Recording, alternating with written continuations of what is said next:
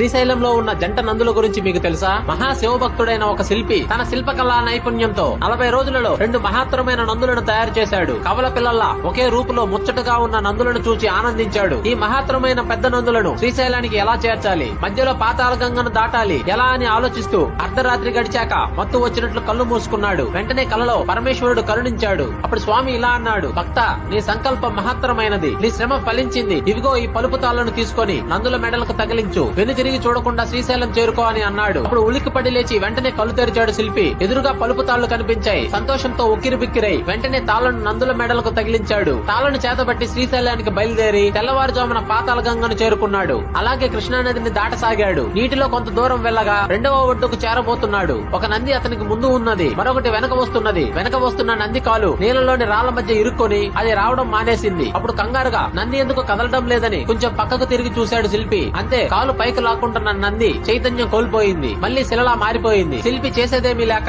దానిని అక్కడే వదిలేసి ఒక నందితోనే శ్రీశైలం చేరాడు. ఇప్పుడు శ్రీశైలంలో ఉన్న నంది ఆ శిల్పి తయారు చేసిందేనని చెప్తారు. రాళ్ల మధ్య నుండి కాలు పైకి లాక్కుంటూ శిలగా మారిపోతున్న నంది ఉబ్బలి బసవన్న అని పిలువబడుతూ ఇటీవల కాలం వరకు భక్తులకు దర్శనమిచ్చేదట. శ్రీశైలం ప్రాజెక్టు వల్ల పాతాళ గంగలో మునిగిపోయిన నంది 700 అడుగుల లోతులో నీటిలో ఇప్పటికీ ఉందంట. హరహర మహాదేవ శంభో శంకర.